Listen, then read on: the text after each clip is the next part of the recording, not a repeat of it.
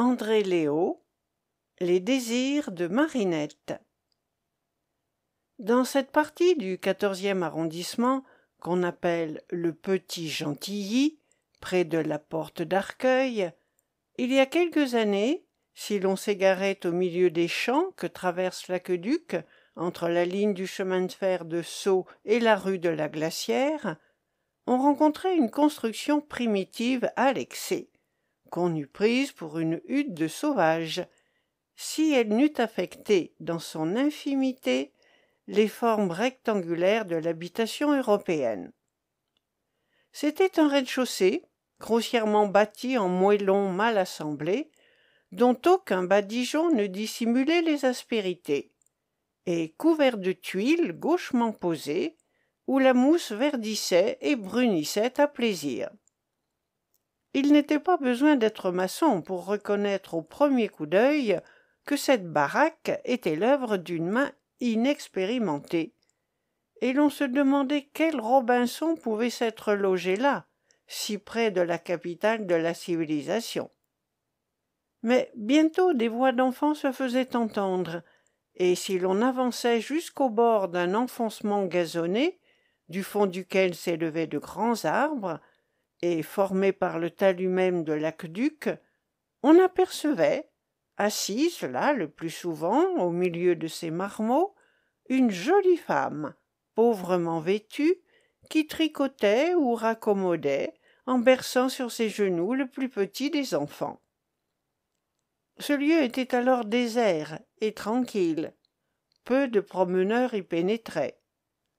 L'horreur seule des chemins battus, qui dirigent souvent mes pas, m'y conduisit par hasard un jour.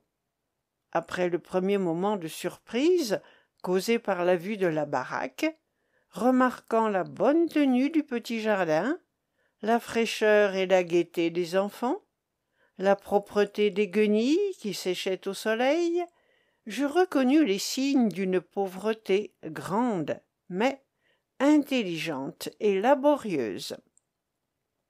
Plusieurs fois, depuis, je pensais à revenir dans ce lieu, à faire connaissance avec cette famille.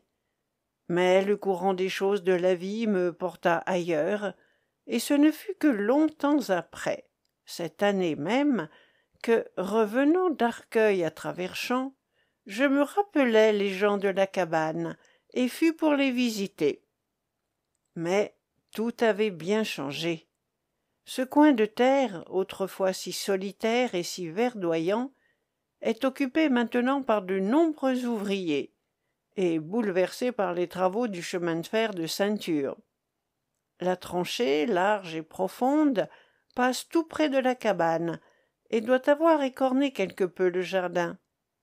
Une vraie maison, que les mains de maçons entendus élèvent à la hauteur d'un étage, se bâtit près de l'ancienne, et de l'autre côté de la tranchée, une baraque en planches porte écrit en caractères noirs « Vin et liqueurs ». Pendant mon absence, la civilisation était venue là. Je restais près de la haie qui borde le chemin de fer, contemplant avec une sorte de stupéfaction tous ces changements, quand une vieille femme, que j'avais aperçue de loin, me rejoignit et s'arrêta près de moi dans le sentier. Je me rangeai pour la laisser passer, quand l'idée me vint de l'interroger sur les gens de la cabane. Elle portait un panier où se voyaient des herbes fraîchement coupées. Ce devait être une femme du voisinage. « Oh » me dit-elle, « voilà bientôt 6 ans qu'ils ont quitté l'endroit. C'est une histoire étrange que celle de Marinette. Il n'y avait personne de plus pauvre. Et c'est une dame à présent.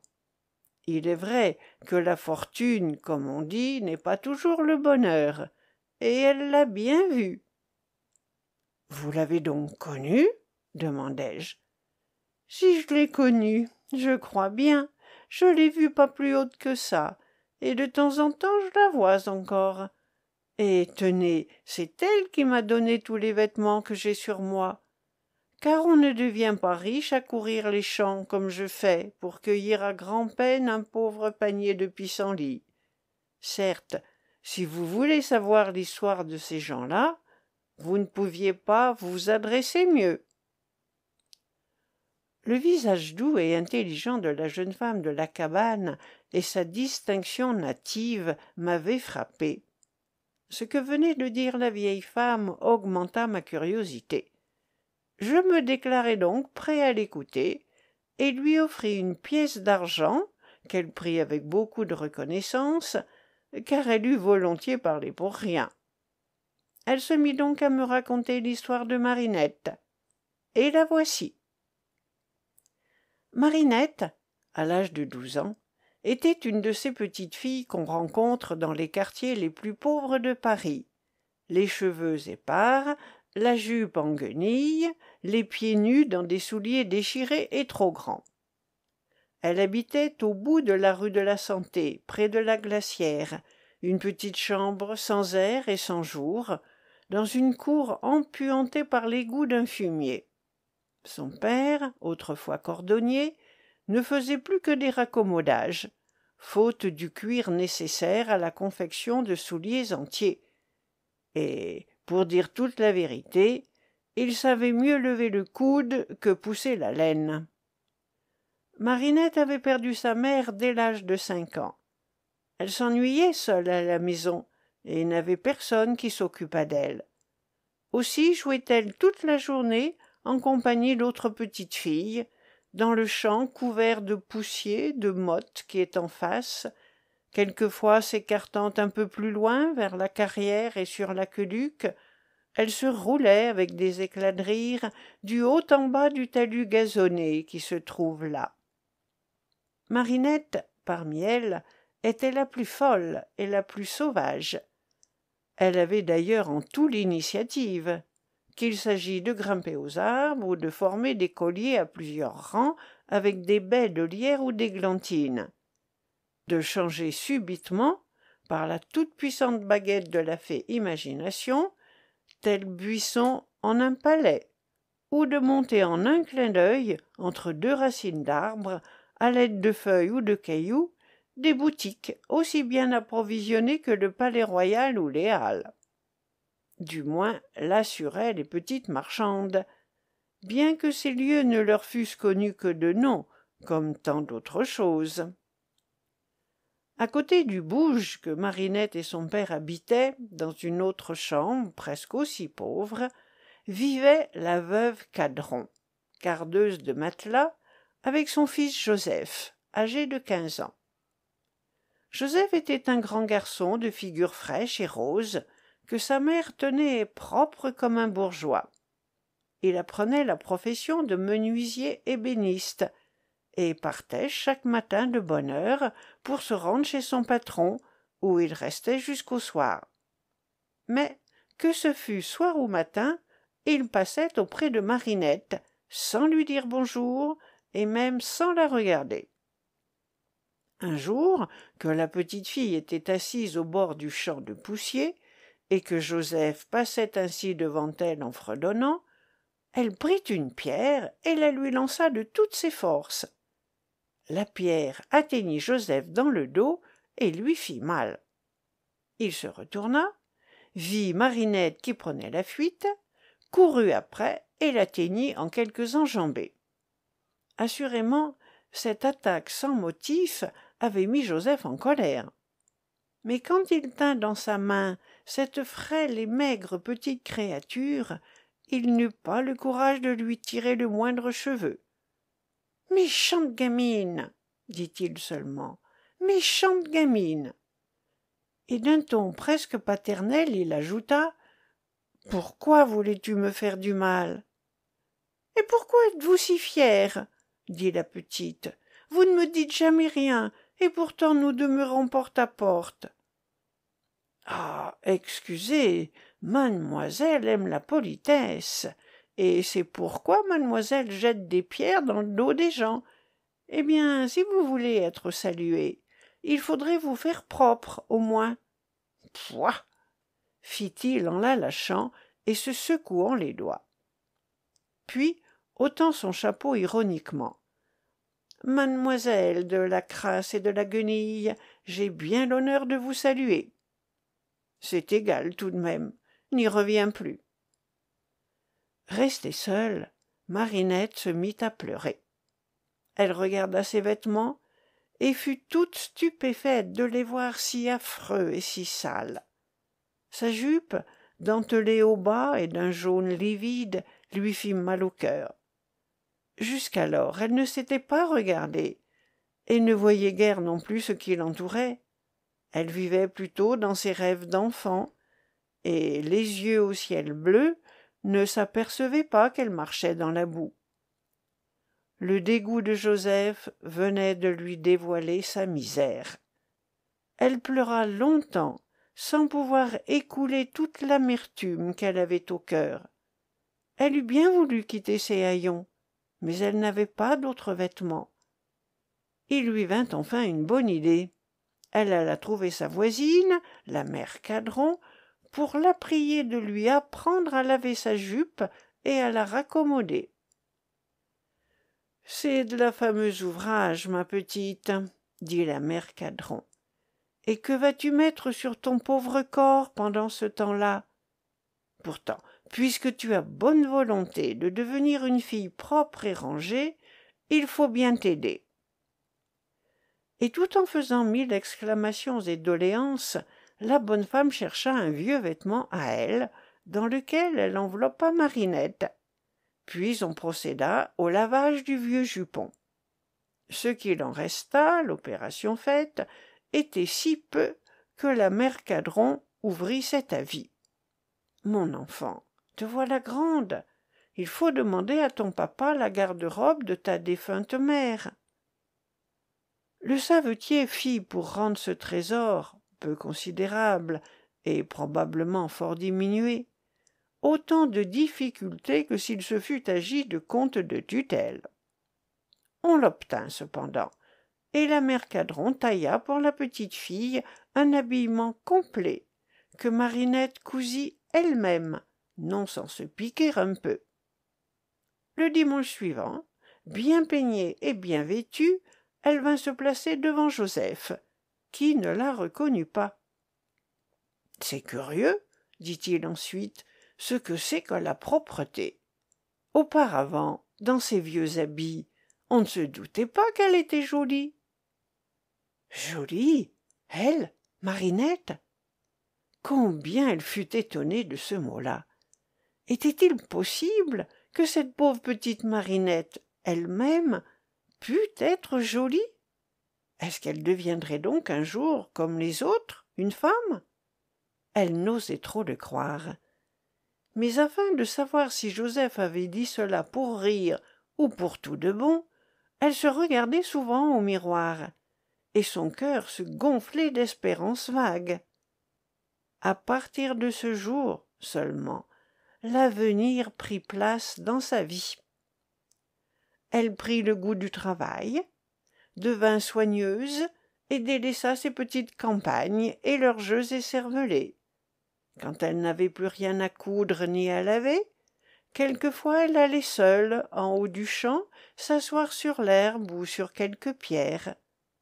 Là, regardant le ciel, les nuages, elle se mettait à chanter, doucement d'abord, puis de toute sa voix. On l'entendait de loin, et l'on se taisait pour l'écouter. Quand Marinette fut ainsi devenue proprette et rangée, la mère Cadron l'engagea à se mettre, pendant le jour, au service d'une maîtresse d'école de la rue de la Santé, qui avait besoin d'une petite fille pour l'aider à son ménage. André Léo, la suite à demain. Les désirs de Marinette. Dans cette maison, Marinette apprit à lire et à écrire, et reçut quelques cadeaux. Elle grandit ainsi. Le dimanche, on se rassemblait entre voisins sur un banc de pierre placé dans la rue, près de la porte de la cour. Joseph et ses camarades jouaient aux boules à quelques pas et venaient causer entre deux parties. Joseph n'était plus un apprenti, mais un ouvrier fort et laborieux qui gagnait de bonnes journées et en profitait pour payer à sa mère tous les dimanches un plat de viande et une bouteille de vin. C'était un bon fils. En outre, le jeune homme le plus aimable de tout le quartier. À présent, il ne manquait plus de saluer Marinette, et même quand il y avait une place vide à côté d'elle, il se hâtait de s'y asseoir. Les histoires de la ville ou de l'atelier qu'il racontait faisaient rire tout le monde, et Marinette surtout. De tous les jours de la semaine, la fillette n'aima bientôt plus que le dimanche. Du lundi matin au samedi soir, elle attendait. Cette année-là, qui se réduisit pour elle à 52 jours, Marinette avait 19 ans, et Joseph, le 20 juin prochain, allait en avoir 22. Cet anniversaire tombait un dimanche. Le garçon en profita pour vouloir être fête, et la mère Cadron, cédant volontiers à ce désir, il fut convenu qu'on irait avec Marinette et une voisine, intime amie de la mère Cadron, celle-là même qui devint plus tard le fidèle narrateur de cette histoire, déboucher une bouteille et manger un pâté sur les fortifications, près de la porte d'Arcueil. Ce n'était pas bien loin, mais la mère Cadron était de santé débile et craignait la marche et la chaleur. Naturellement, Joseph et Marinette, avec leurs jeunes jambes, prirent le devant, et les deux vieilles marchèrent en causant par derrière. « Savez-vous, dit la voisine, que Marinette est devenue fièrement jolie pour une pauvre fille qu'elle est, avec ses beaux yeux, son nez fin, sa figure pâlotte et cette belle robe d'indienne lilas, ne dirait-on pas une vraie princesse? Ma foi, Joseph n'a pas assez de ses yeux pour la regarder. Ça fera un joli couple, mère Cadron, car il n'est pas difficile de voir que ces jeunes gens s'aiment, et je pense que ça vous convient. »« Moi ?» dit la mère Cadron en ouvrant de grands yeux. « Je n'y ai jamais pensé. Et que voulez-vous que fassent ensemble la misère et la misère? J'aime bien Marinette, mais il lui faut un autre mari que mon Joseph, comme il a besoin d'une femme qui ait quelque chose en dot. »« Vous en direz ce que vous voudrez, » reprit la voisine, qui avait été jeune et avait ses idées sur l'amour. « Mais il est clair qu'ils s'aiment, et que toutes vos raisons n'y feront rien. Voyez-les, comme ils sont tout occupés l'un de l'autre, sans qu'ils osent en avoir l'air. »« Et moi, je vous dis que ça serait un malheur, » dit la mère. « Mon garçon n'a que sa journée. Marinette n'a rien. Elle n'est pas forte non plus. Elle est toute mince et mignonne, et que ferait-elle une fois mariée? Qu'il lui faudrait tout supporter, le ménage, les enfants, les soucis. Non, non, elle mettrait mon Joseph en peine. » Les deux jeunes gens ne se doutaient point qu'on parlât d'eux, et pour mieux dire, ils n'avaient de tout l'univers d'autre aperception que celle du chemin où ils marchaient l'un auprès de l'autre. Ils parlaient, mais en songeant à autre chose qu'à ce qu'ils disaient. Joseph, lui, qui passait pour si beau conteur, essayait, sur la demande de Marinette, de lui rendre compte d'une histoire du Journal pour tous. Mais il s'en tirait fort languissamment, et la fillette semblait ne pas s'en apercevoir. Cependant, quand il s'arrêta tout à coup dans sa narration, elle dit « Eh bien ?» C'était un moment fort intéressant. Le héros, après avoir défait à lui seul toute une armée, échappé par miracle aux fers de son rival, au sortir de beaucoup de torrents et de précipices, venait, tout frais encore, d'arracher sa bien-aimée aux horreurs d'un souterrain, où la tenait enfermé l'assassin de son père, de sa mère, de son frère et de sa sœur. Ils étaient seuls ensemble, après tant de traverses, seuls pour la première fois. Et c'est là que la voix de Joseph venait de faiblir. Il essaya vainement de reprendre son récit. Quelque chose semblait lui serrer la gorge. Il dit enfin « Je vous finirai cela plus tard, mamselle Marinette. » La jeune fille tressaillit. C'était la première fois que Joseph l'appelait mademoiselle. Elle se demanda ce qu'il avait, mais n'osa pas le demander à lui-même. Il ne disait plus rien, mais elle écoutait en elle une voix intime qui lui chantait les louanges de Joseph. Il était si honnête, si bon, si aimable.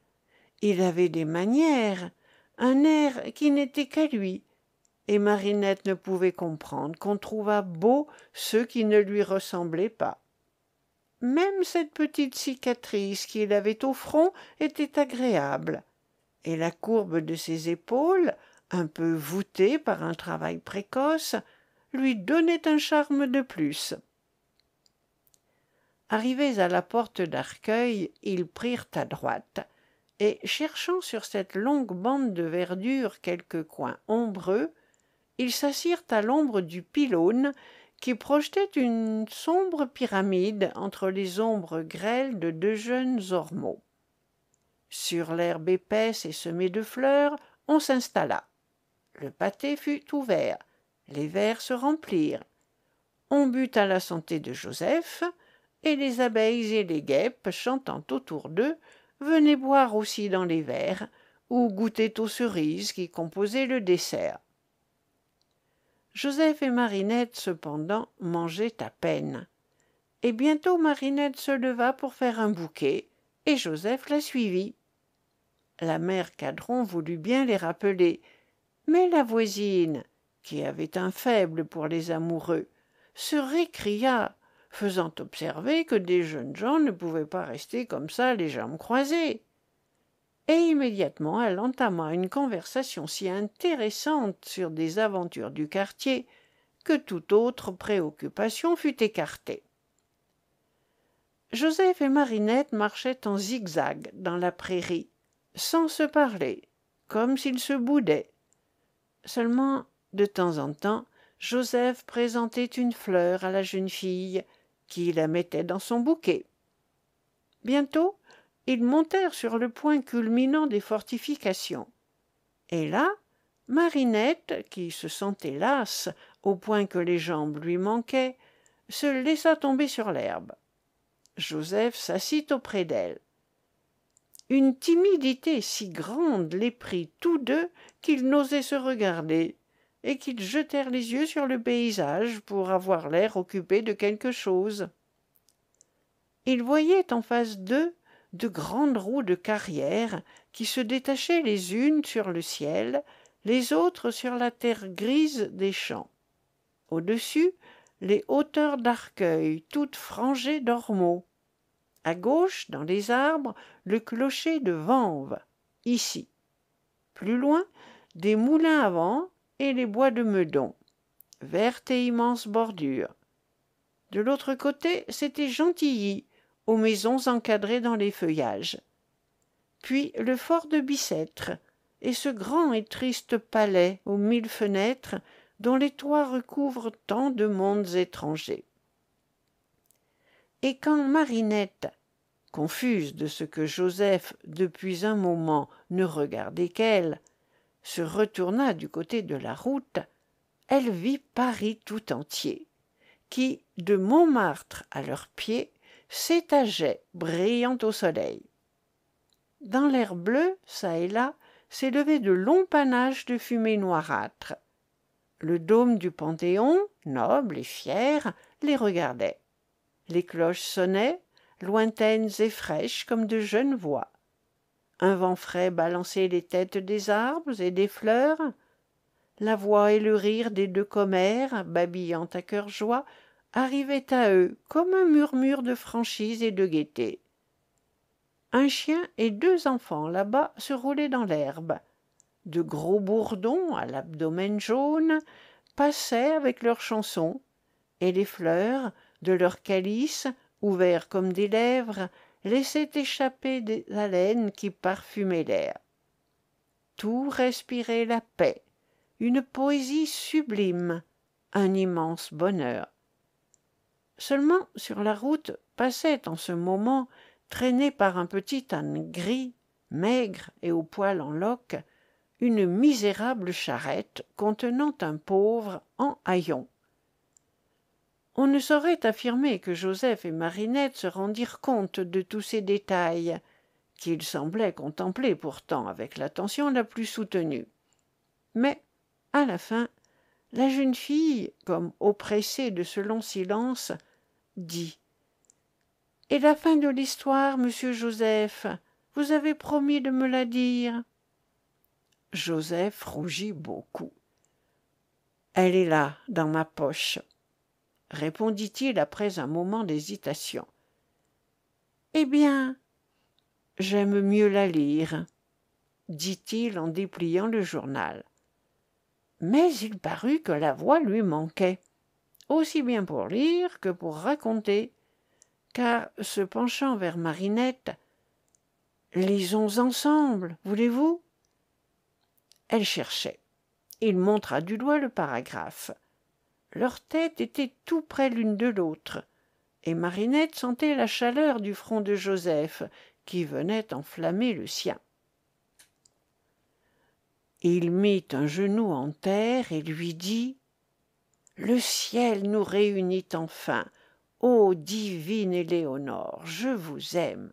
Si vous daignez répondre à mon amour, Dieu même n'a point de couronne qui puisse aller à mon front. » L'adorable jeune fille laissa tomber sa main dans la main de Gaston, et le jeune héros, que cet aveu remplit d'une ivresse indicible, cueillit sur les lèvres de cet ange le premier baiser d'amour. « Et maintenant, dit la jeune fille en relevant son front éclatant des plus chastes feux, Gaston, nous voilà fiancés pour l'éternité. Jamais d'autres lèvres, etc. » Marinette avait rougi et détourné la tête pour le cacher. Joseph prit sa main, l'attirant doucement à lui. « Mon Dieu, que voulez-vous » murmura-t-elle en rapprochant un peu son visage, mais le front toujours baissé. « C'est une chose que je n'ose pas vous dire, Marinette. Comme de vous lire ces lignes, je ne pouvais pas. Je ne sais pas ce que j'ai. Ou plutôt, si, je le sais bien. » La jeune fille se taisait, il reprit tout tremblant. « Et vous, Marinette, le devinez-vous » Elle ne répondit pas davantage, mais il sentit que la main de Marinette pressait la sienne, et, devenu hardi tout à coup, il s'écria « Ah, nous aussi, Marinette, n'est-ce pas?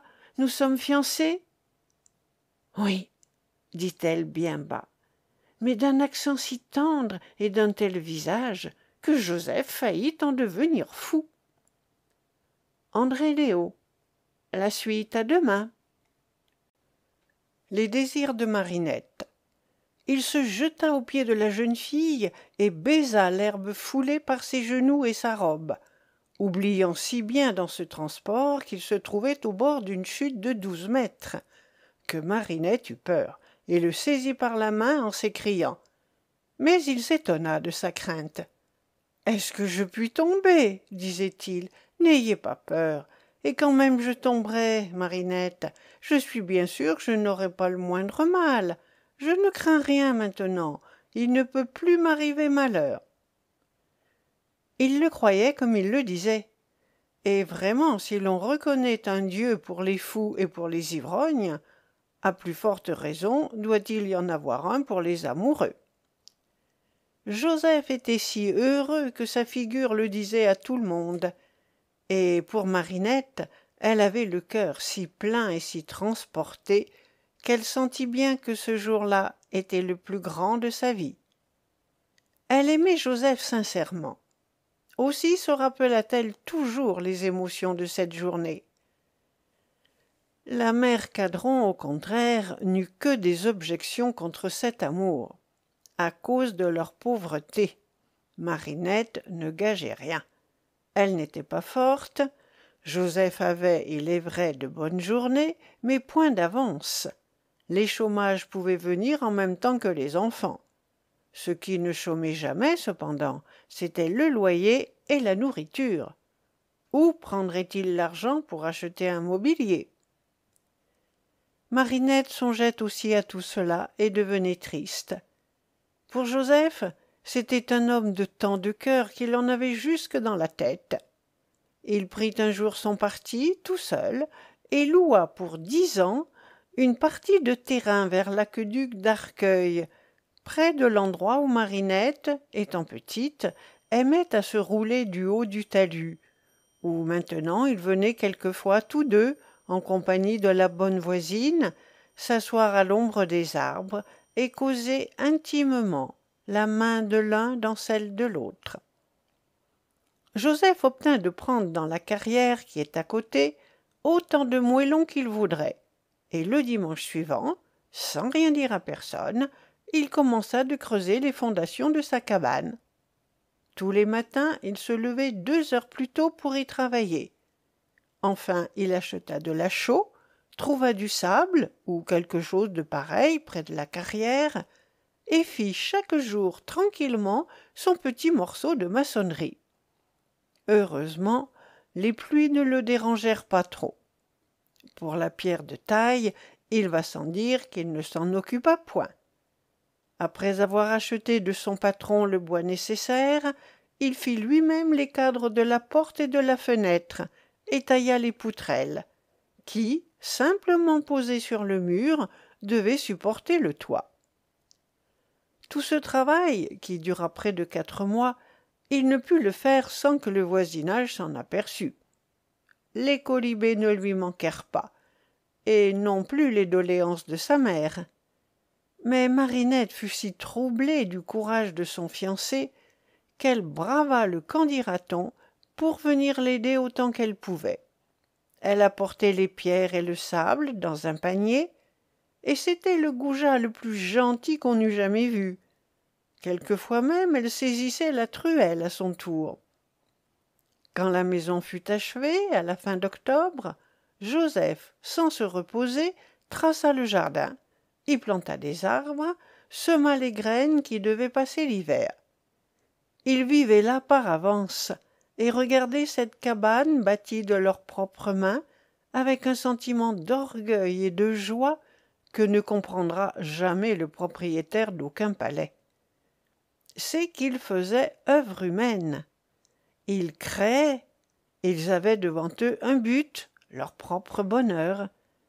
Et le bonheur humain se composant d'efforts et de conquêtes, ils en jouissaient d'avance, non seulement d'avance et tout entier par la pensée, mais aussi brin à brin en réalité. Ils avaient à la fois l'avenir et le présent, la satisfaction et le désir, possession complète.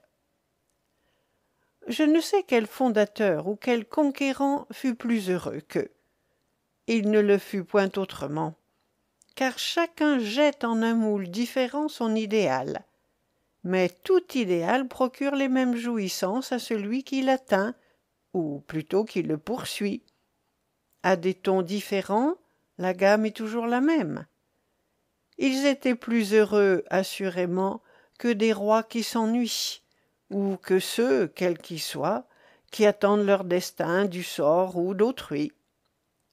Il fallait voir, en face de cette construction uniforme, leurs faces rayonnantes et leurs regards complaisants, puis entendre les projets qu'ils faisaient, leurs rêves et les calculs sans cesse recommencés. Que ce fût leur propre imagination qui leur dora cette demeure, ou quelque peintre décorateur, pour eux c'était même chose, excepté qu'ils y trouvaient bien plus grand plaisir. Ce fut pour Marinette le commencement d'un rêve qui la passionna. Les nécessités d'abord, puis les aises de la vie, telles qu'elle en avait l'idée, acquises par le travail, mais successivement et peu à peu. Je crois qu'elle n'eût accepté pour rien au monde le couronnement de son édifice avant le milieu. Sa première ambition, la maison achevée, fut une armoire de noyer bruné. Ils s'étaient mariés dès le printemps, jugeant leur maison suffisamment riche. Marinette apportait en dot sa couchette et Joseph la sienne, dont ils firent un seul grand lit. Le père donna 2 chaises et la mère Cadron une table. Joseph fixa horizontalement quelques planches au mur, et un vieux jupon décousu par Marinette servit de rideau à la garde-robe des 2 époux. Mais cette précaution ne suffisait pas pour empêcher la poussière de se poser sur les vêtements. Cependant, ils avaient dépensé tout leur argent pour le mariage et l'achat d'un peu de vaisselle. Joseph devait encore à son patron le prix de quelques planches. Il fallait attendre. Marinette se dit qu'un peu plus tard, Joseph recommencerait son travail du dimanche à l'atelier et parviendrait avec le temps à faire une armoire. Mais il était devenu impossible au jeune époux de se lever 1 minute plus tôt que l'heure obligée. Et le soir, il revenait près de sa femme en courant. Il ne bougeait non plus le dimanche du jardin ou de la maison, ce qui faisait d'ailleurs grand plaisir à Marinette. Pour elle, elle soignait le jardin pendant la semaine, faisait les repas, raccommodait les habits et trouvait encore le temps de ramasser des violettes et du pissenlit qu'elle vendait à la fruitière. Malgré ce désir d'une armoire qu'elle gardait au fond du cœur, Marinette se trouvait heureuse, et on l'entendait souvent assise au bord du talus, tout en cousant, alterner sa chanson avec celle des fauvettes perchées dans les arbres, et jeter en l'air de belles notes sonores, aussi haut que l'alouette porte son chant. Cependant, elle mettait de côté l'argent qu'elle gagnait à vendre des herbes, et calculait déjà que, peut-être en 2 ou 3 ans, elle aurait amassé une 30aine de francs, qui suffirait à Joseph pour lui construire une armoire, quand un poupon s'annonça. Il fallut faire la layette et le berceau. Tout y passa, mais sans regret. Après celui-là en vint un autre, puis un autre encore. L'armoire était désormais bien loin. Mais la jeune femme ne la désirait que plus vivement. Elle se disait quelquefois « Quand les enfants seront grands, nous cueillerons tant d'herbes ensemble. » Un jour qu'elle était assise au bord du talus, chantant comme un rossignol, avec ses 2 aînés qui se roulaient sur la pente, et le plus petit sur les genoux, elle vit venir à elle 2 messieurs qui s'arrêtèrent à quelque distance comme pour l'écouter. D'abord, elle n'y fit guère attention, mais s'apercevant enfin que c'était bien à cause d'elle qu'il restait là, sa voix devint plus chevrotante, et puis elle se tut. Les messieurs alors s'approchèrent, lui firent sans question si elle avait appris un peu de musique et comment elle pouvait moduler si bien sa voix. Enfin, ils lui donnèrent 5 francs en la priant de recommencer. Marinette, bien étonnée de trouver des gens si riches et si généreux, ne se fit pas prier et chanta de son mieux une seconde fois. Ils parurent enchantés et firent promettre à la jeune femme de les venir trouver le lendemain, vers 2 heures, à une adresse qu'ils indiquèrent rue du Heider. Quand Marinette raconta le soir cette aventure à son mari, celui-ci fut comme elle bien surpris. Il ne voulut pas que Marinette allât seule chez ces inconnus. On pria la mère Cadron de venir garder les enfants, et les 2 jeunes gens s'acheminèrent ensemble à pied vers les boulevards. C'était la première fois que Marinette pénétrait au cœur de Paris. Elle regardait de tous ses yeux autour d'elle, s'arrêtait aux étalages, et si Joseph ne l'eût pressée, elle aurait oublié l'heure du rendez-vous. Rue du Helder, ils furent introduits dans un salon magnifique où l'ébahissement de Marinette redoubla. Mon Dieu, que de dorures, et de glace, et de velours! On les fit attendre assez longtemps. Fatigués de leur course, ils osèrent s'asseoir enfin sur le bord des belles chaises. Et Marinette, qui se serrait contre son mari, comme si tant de luxe l'eût effrayée, la tête appuyée sur l'épaule de Joseph, les yeux agrandis, lui montrait du doigt, l'une après l'autre, toutes ces merveilles qu'elle ne pouvait nommer. 3 hommes entrèrent enfin, parmi lesquels Marinette reconnut les 2 qui lui avaient parlé la veille. Un des beaux meubles s'ouvrit et laissa voir une longue rangée de choses blanches comme les dents d'une bouche, qui produisirent des sons merveilleux à mesure que la main d'un des hommes courait dessus. Marinette avait bien entendu, çà et là dans les rues, par les fenêtres ouvertes, des sons à peu près pareils, et savait que c'étaient ceux du piano. Mais elle n'avait point vu l'instrument qui les produisait, et n'avait jamais entendu rien de si beau.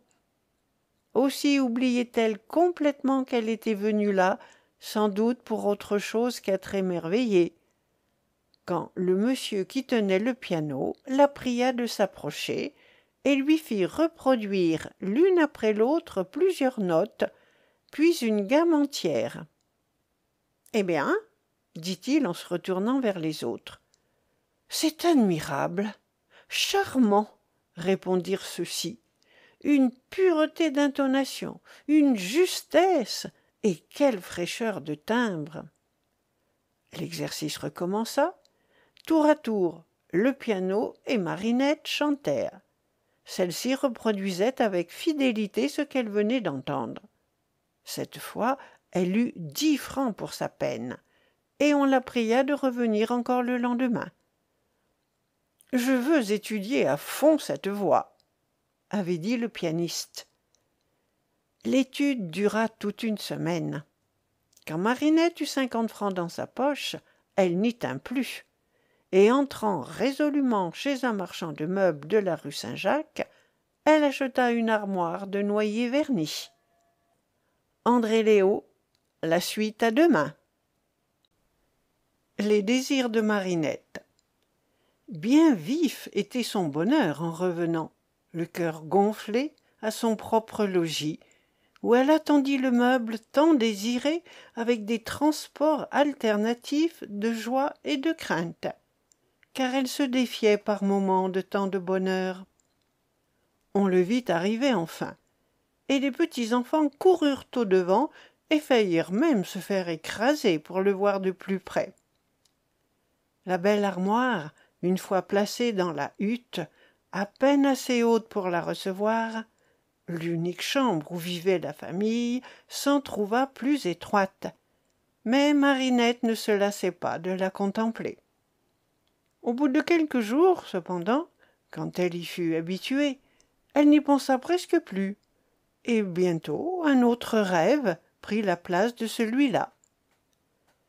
Le monsieur, en quittant Marinette, lui avait dit « Vous entendrez parler de moi d'ici à 15 jours. » Qu'est-ce que cela voulait dire? Y aurait-il encore des 10 francs à gagner? Ils allaient donc devenir riches, avec un moyen si facile de gagner tant. Mais alors, ils pourraient se procurer bien autre chose qu'une armoire, et par exemple un bois de lit en noyer semblable, comme elle en avait vu chez le marchand, une table de nuit, un buffet, puis des tasses à fleurs, comme il y en avait chez la maîtresse d'école sur la cheminée. Mais la cheminée de la cabane n'avait point d'appui. C'était une sorte d'auvent où s'engouffrait la fumée. Joseph ayant construit cela comme il avait pu. La chambre vraiment devenait trop petite et trop laide pour de si belles choses. Marinette osait bien alors se bâtir en idée une vraie maison pourvue d'un étage. Mais bientôt, effrayée de sa hardiesse et chassant tous ses rêves, elle reprenait ses occupations. L'ouvrage languissait maintenant entre ses mains. Elle n'y avait plus le même cœur. L'ardeur avec laquelle auparavant elle soignait son jardin s'était engourdie. Elle sentait la fatigue plus tôt et y cédait sans longue résistance. Oubliant pour la première fois les conseils de l'almanach, elle laissa passer le mois d'août sans semer des salades ni des navets. Une partie de la graine de ses oignons se perdit. Elle ne recueillait plus tous les jours tant de petites joies de tous ces progrès que la nature accomplissait sous ses ordres autour d'elle. Ce cadre, où elle renfermait autrefois tous ses désirs, lui semblait maintenant, sans qu'elle se l'avouât bien, trop étroit. Elle se sentait comme arrêtée dans sa marche. Son amour se retirait de son œuvre avant qu'elle fût achevée. Elle commençait à ressentir des atteintes d'inquiétude et d'ennui. Sur ces entrefaites, elle reçut un message du pianiste, qui la mandait le lendemain rue du Helder avec son mari. Ils s'y rendirent, et dans cette séance mémorable, tout leur sort fut changé. Leur cabane, où ils avaient vécu si heureux pendant 5 ans, fut abandonnée, et ils se logèrent en ville, dans un petit appartement au 5e, rue Bleue, le plus près possible du conservatoire, où Marinette devait étudier. Le directeur de l'opéra prenait leurs frais à sa charge et meublait leur appartement. Ils prirent avec eux la bonne mère Cadron pour garder les enfants et faire la cuisine en l'absence de Marinette, que ses études occupaient toute la journée. Joseph continua de travailler chez son patron. Les premières études furent d'une immense difficulté pour l'esprit inculte de Marinette. Mais, grâce à sa vive intelligence, elle apprit bientôt à apprendre et fit dès lors de grands progrès. Comme tous les artistes, en peu de temps, ce fut la gloire qui occupa ses désirs, et vis-à-vis du rêve triomphal qu'elle portait en elle, le petit appartement de la rue Bleue et son modeste mobilier bourgeois, luxe auquel son ambition d'autrefois n'eût jamais osé prétendre, lui parurent bien vite mesquins et même indignes d'elle. Joseph n'allait pas si vite. Il y regardait encore à 2 fois avant d'oser s'asseoir dans le fauteuil Voltaire qui l'attendait au coin du feu quand il revenait de sa journée. Il était tout surpris de voir sa femme devenir chaque jour plus élégante de manières et de costume, et ne pouvait s'habituer à la nommer Marie, comme elle l'exigeait. Peut-être avait-il perdu au change, le jeune ouvrier. Marie n'était plus aussi gaie, ni aussi douce que Marinette. Elle craignait maintenant d'être chiffonnée. Elle reprenait Joseph à tout propos sur son langage. Elle voulut qu'il revêtît l'habit bourgeois à la maison, et refusait de l'embrasser quand il se présentait devant elle avec sa blouse. Joseph désirait trop de plaire à Marinette pour se tourmenter de ses énigmes, mais il l'eût voulu tout à lui comme autrefois, quand, après avoir couché les enfants, dont le souffle léger accompagnait leur causerie, elle le regardait si doucement et d'un visage si heureux qu'elle n'avait pas besoin de lui dire plus haut « Je t'aime et ne vis que pour toi ». Mais elle avait tant de choses à apprendre, la pauvre enfant. Rien que la vue de tous ces cahiers couverts de grimoires faisait frémir Joseph. Et il y avait bien là, pensait-il, de quoi changer un peu de caractère. Mais quand elle aurait appris tout ce qu'il fallait savoir, ça serait fini. Elle ne serait plus aussi occupée. Elle serait à lui comme auparavant. Pauvre Joseph! Ce fut bien pis quand Marie fut de l'opéra. Il ne l'entrevit plus dès lors qu'au milieu d'un tourbillon où il ne pouvait la saisir. Il avait laissé le rabot le lendemain de l'engagement qui garantissait à sa femme 20 000 francs par an. Quelle fortune! Il n'y pouvait croire. Mais ce qui l'étonna bien plus, c'est que, pour la première fois de leur vie, alors ils firent des dettes. Il avait fallu monter une maison, pour laquelle tout fut neuf jusqu'aux armoires. Oui, Marinette fit vendre aux enchères, avec le mobilier de la rue Bleue, l'armoire de noyer verni, devenue trop vulgaire. Son rêve de 5 ans. Les débuts de la jeune femme avaient été éclatants. On parlait de toutes parts de sa voix incomparable. Et comme pour chacun de ses engouements, le public parisien se portait en foule tous les soirs au théâtre pour l'applaudir. Enivrée d'éloges, comblée de bouquets, Marinette vivait d'une vie enchantée, mais fébrile. Avait-elle bien le temps de s'occuper de Joseph? Non. Elle avait assez à faire de disputer à ses courtisans le temps qu'elle devait donner à son art.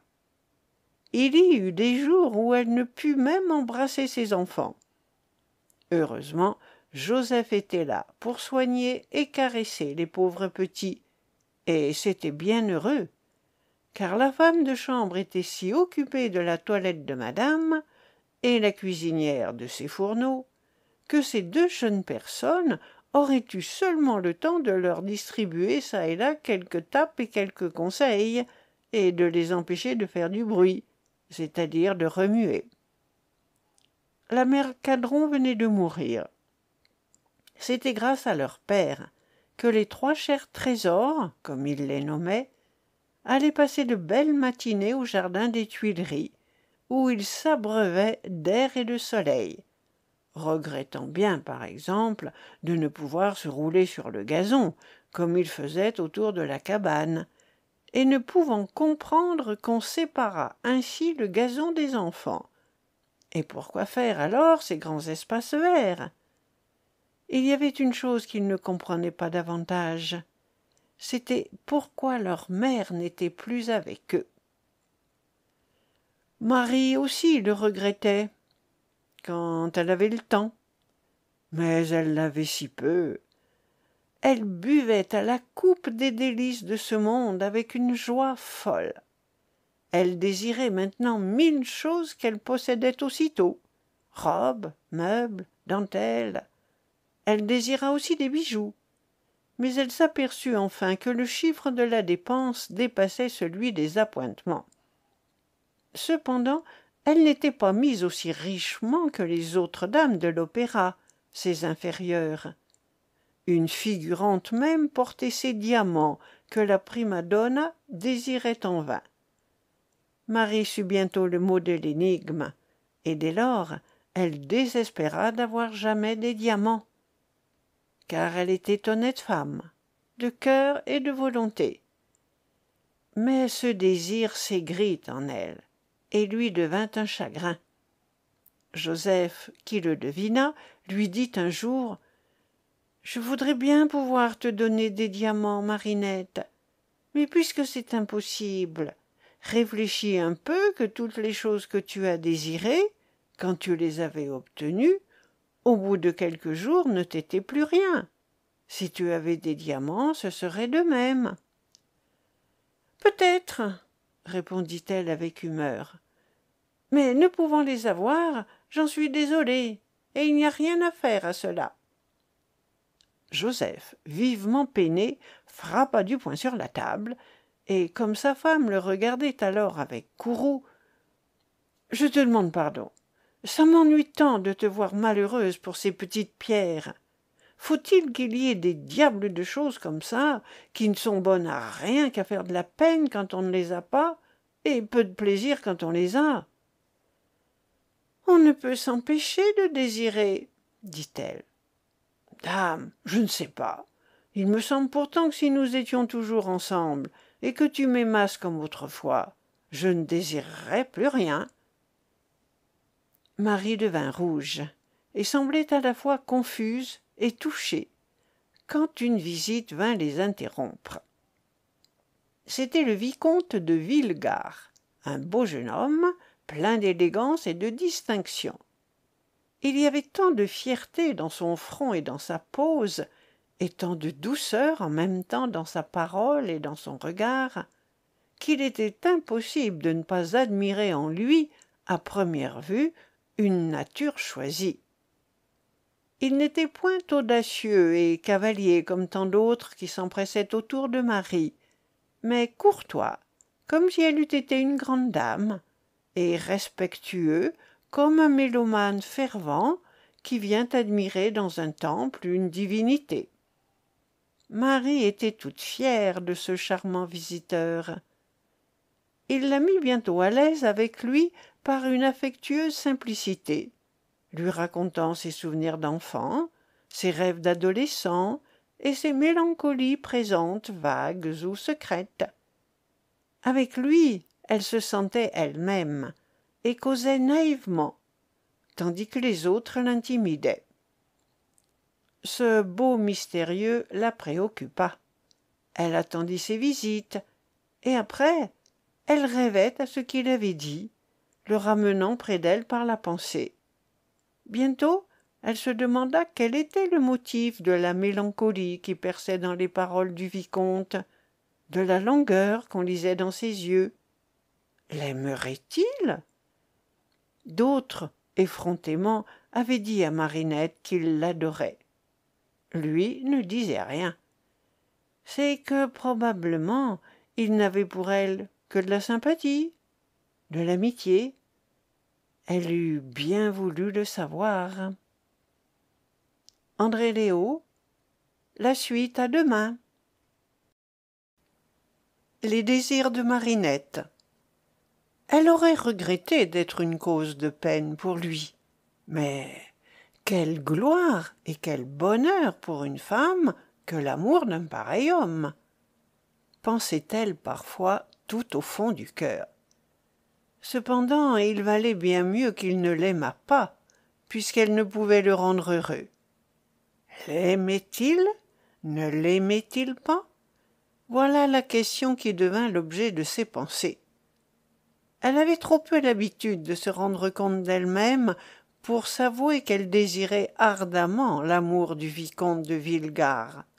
Et cependant, elle ne songeait qu'à cela. C'était au point que le chagrin de ne pas avoir de diamant en était fort allégé. Précisément, un jour, dès le matin, un messager inconnu qui ne dit point d'où il venait apporta chez Marie une boîte qu'on lui remit à son réveil. C'était une parure en diamant. Elle fut éblouie, puis stupéfaite. Ce n'était pas la première fois qu'elle recevait de pareils cadeaux, mais il portait toujours la signature de l'intéressé donateur et avait toujours été renvoyé sur l'heure. Cette fois, ne sachant pas à qui renvoyer cette parure, il fallait bien la garder. Marie promit seulement à son mari de ne point la porter. Et, seulement le soir, dans sa chambre, seule, répétant ses rôles, elle se parait des diamants aux clartés de 20 bougies et se plaisait à les voir étinceler à ses bras et sur son cou. L'idée lui vint que l'auteur de ces cadeaux devait être le vicomte. Elle en parla devant lui, mais ne put rien deviner de son attitude. Il n'avait guère besoin d'ailleurs de pareils moyens pour être aimable. C'est du cœur et de l'imagination qu'il s'emparait. Les visites du vicomte devinrent presque journalières. Il venait toujours à l'heure où Joseph promenait les enfants aux Tuileries, et pendant laquelle Marie était censée étudier. Mais elle abandonnait l'étude pour se livrer au charme de sa présence et de sa conversation. Il apportait à cette jeune femme, artiste passionnée, mais ignorante de tout, le monde de la pensée et celui de la poésie. Elle puisait dans ses inspirations de plus beaux accents, mais délaissait presque entièrement le travail, la méthode à peine effleurée.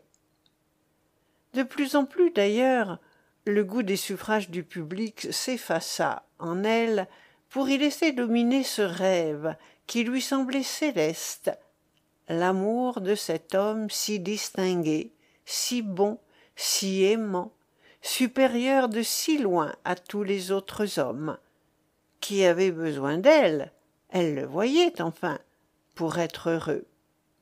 Il s'était trahi un jour que, depuis longtemps assis près d'elle, il tenait sa main qu'elle lui avait abandonnée, et contemplait sous la dentelle un bras blanc et arrondi.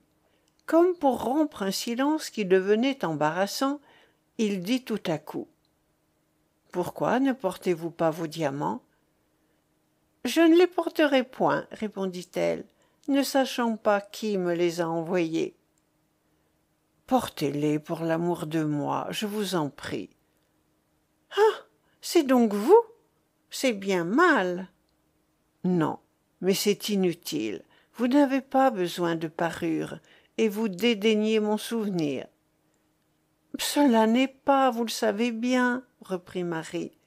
J'ai promis à mon mari de ne pas recevoir de cadeaux, et celui-là comme les autres. »« Oui, celui-là comme les autres, assurément, » interrompit le vicomte avec amertume, et Marie crut voir une larme dans ses yeux. Le lendemain, quand le vicomte entra chez la jeune femme, il la trouva parée des diamants qu'elle avait mis pour lui seul. Ses remerciements en furent si vifs et si passionnés qu'ils effrayèrent Marie. Elle devint inquiète. Elle eut peur. Une fièvre lui fit garder le lit pendant quelques jours, et les médecins lui ordonnèrent la campagne. C'était l'été, d'ailleurs, époque de relâche. Joseph installa sa femme et ses enfants dans une jolie maisonnette aux environs de Sceaux et revint à Paris pour régler une affaire. Le lendemain de cette absence, à peine un premier rayon de soleil venait-il jouer au plafond de la chambre de Marie, qu'une harmonie éclatant sous sa fenêtre la réveilla. C'était un chœur de harpes, de flûtes et de violons, chantant la symphonie pastorale de Beethoven. Un silence de quelques instants suivit ce morceau.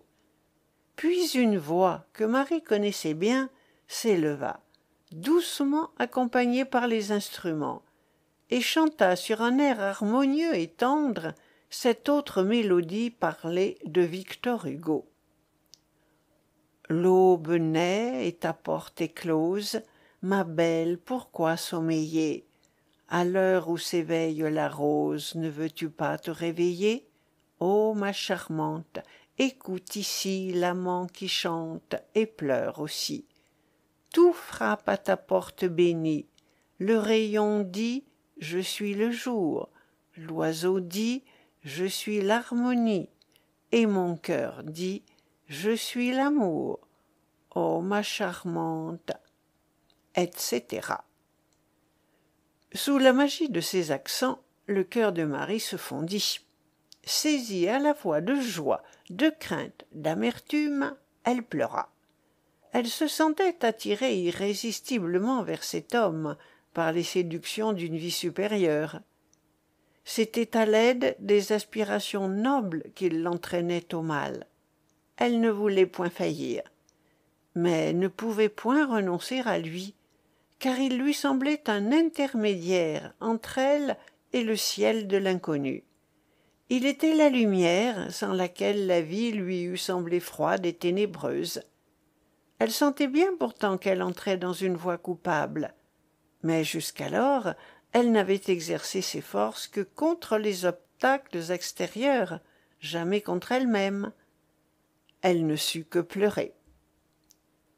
Le jardin de la villa était un gracieux fouillis d'arbres et d'arbustes disposés en massif, où l'art du jardinier parisien avait fait tous ses efforts pour rendre la ligne courbe et le cercle adéquats à l'infini, mais où l'on ne pouvait s'égarer cependant, à moins d'être aveugle. Les amoureux le sont, à ce qu'on dit. Ils ont du moins cet aveuglement qui consiste à ne voir qu'eux-mêmes. À 2 pas de Joseph, presque sous ses yeux, Charles et Marie firent de ce jardinet l'Éden de leur amour. Amour contenu encore, mais de plus en plus avide. C'étaient, derrière les massifs, des fleurs échangées, de longs regards, des paroles passionnées, des serrements de main. Leur instinct les portait à rechercher la solitude à deux, et ils la cherchaient sans voir que Joseph, resté seul avec les enfants, les suivait d'un regard sombre. Sur toutes ces imprudences, le vicomte jetait encore le voile de 1000 prétextes. Mais la passion de Marie était si naïvement visible que Joseph n'en put douter. Il hésita quelque temps. Un matin, enfin, quand l'absence du vicomte, assis sur un banc du jardin, Marie rêvait à lui, sans voir les gentillesses des enfants qui jouaient à ses pieds, sans même entendre les paroles que son mari lui adressait, Joseph lui prit la main et, d'une voix tremblante, « J'ai quelque chose à te dire, Marie. Tâche de m'écouter. » Et comme elle le regardait, enfin attentive, « Tu aimes le vicomte de Villegarde, » ajouta-t-il avec effort. Marie jeta un cri.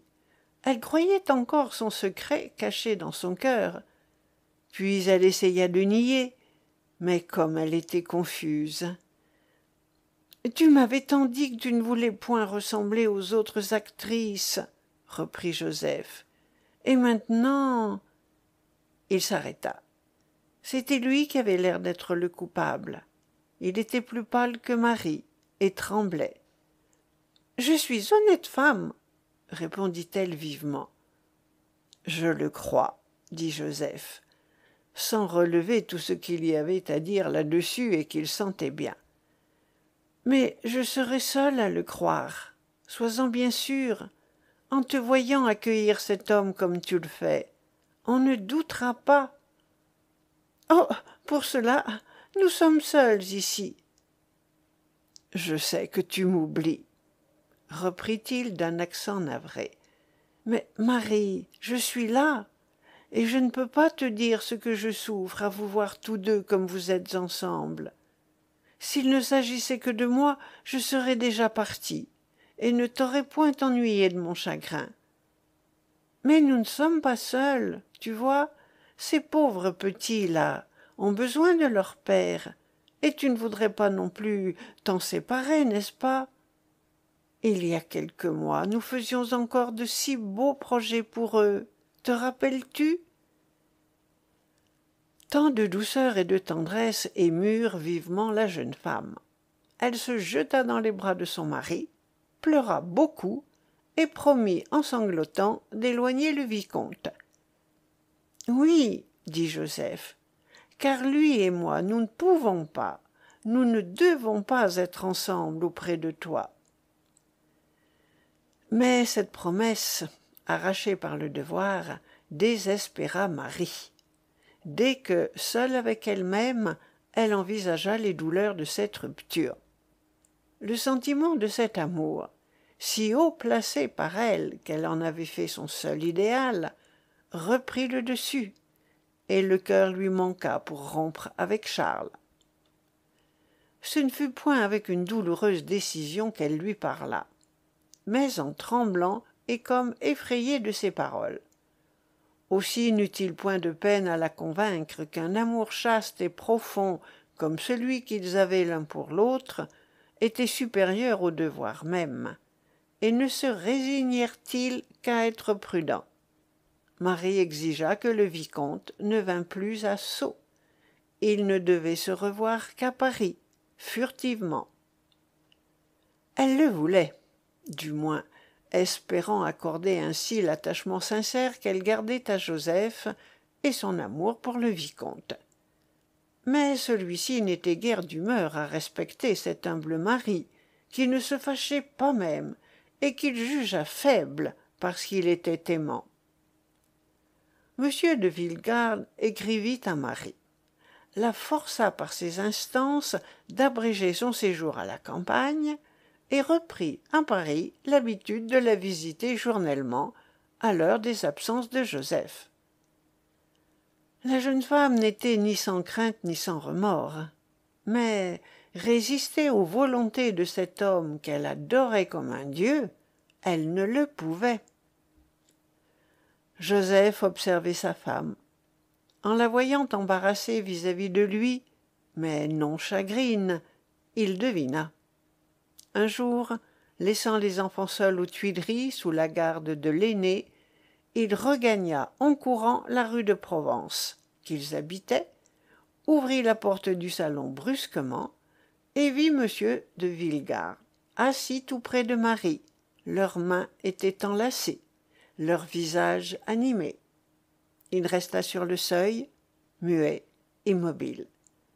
Aux timides excuses de sa femme, aux impertinences du vicomte, il ne répondit pas et n'entendit rien. Il ne voyait qu'une chose, la trahison de sa femme, de Marinette. Il referma la porte et descendit l'escalier. André Léo. La suite à demain. Les désirs de Marinette. Pendant tout le temps qu'il mit à se rendre de la rue de Provence à la rue de Rivoli, une seule idée le conduisait. Il allait se jeter à la Seine. Qu'avait-il désormais à faire dans la vie? Il aimait uniquement Marinette, sa femme, et elle ne l'aimait plus et elle le trompait. Mais comme ses pas l'avaient conduit par le chemin qu'il suivait d'habitude, Joseph se trouva en face de la grille des Tuileries et se rappela ses enfants. Il se dit qu'il devait avant tout les reconduire, afin que les pauvres petits ne fussent pas égarés, perdus, peut-être broyés dans les rues en cherchant à s'en revenir. Tandis qu'il les ramenait, en les tenant par la main et s'efforçant d'entendre ce qu'ils lui disaient pour y répondre, il se demanda ce qu'ils allaient devenir avec leur mère qui aimait M. de Villegarde et ne s'occupait plus d'eux. Il les vit livrés aux caprices des bonnes, à des brutalités, à cent oublis. Pourtant, il ne pouvait plus demeurer avec sa femme. Chez elle, non, pour rien au monde. Mais abandonner ses enfants, dont il était le père et presque l'unique ami, Joseph ne savait à quoi se résoudre. Cependant il conduisit les enfants jusqu'à la porte, leur dit de sonner et s'en alla. Une fois hors de la maison, il se mit à marcher vite, au hasard, n'ayant souci que de s'éloigner. Il verrait après. Rue Saint-Lazare, se trouvant en face du chemin de fer, il entra, prit une place pour le Havre, et quand on lui demanda « Voulez-vous une première ?» il répondit « Oui » machinalement. Sa place payée, il ne lui restait plus en poche que 5 francs. Mais il ne pense pas même à se demander ce qu'il deviendrait là-bas. Il ne songeait qu'à quitter Paris. Il entra dans un wagon et se blottit à la première place venue. Un moment après, si on lui eût demandé où il se trouvait, il eût été longtemps à pouvoir le dire. Il n'avait en ce moment qu'une idée, la trahison de sa femme, de Marinette, ou plutôt cette idée-là le pénétrait tout entier, ne lui laissant aucune autre perception. Elle qui était si bonne autrefois et qu'il aimait tant, il croyait tant en elle. Oh, quelle amertume! Il sentait des marteaux de fer rouge lui battre les tempes.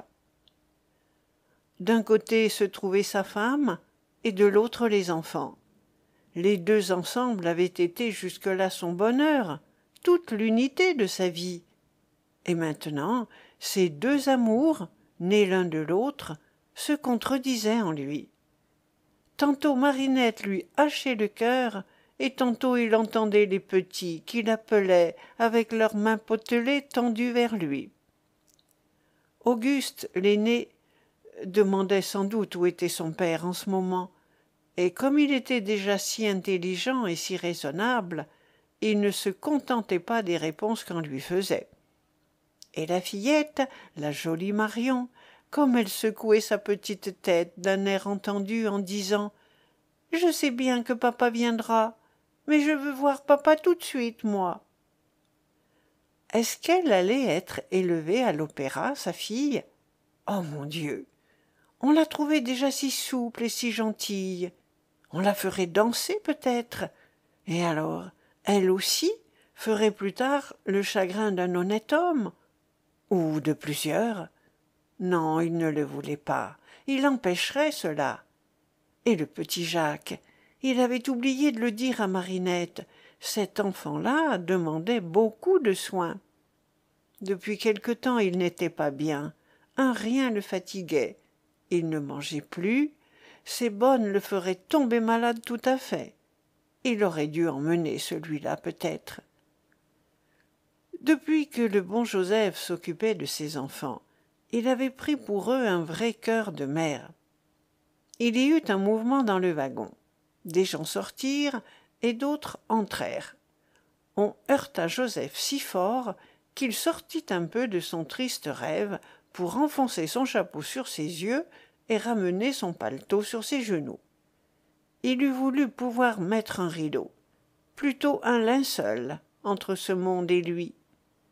En touchant son vêtement, il l'avait senti mouillé, sans savoir pourquoi.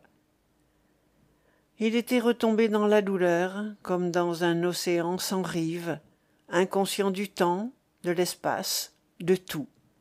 Quand une main se posa sur son épaule, forte et douce à la fois, et une voix, dont l'accent était plein de bonté, dit « Je vous en prie, monsieur, qu'avez-vous?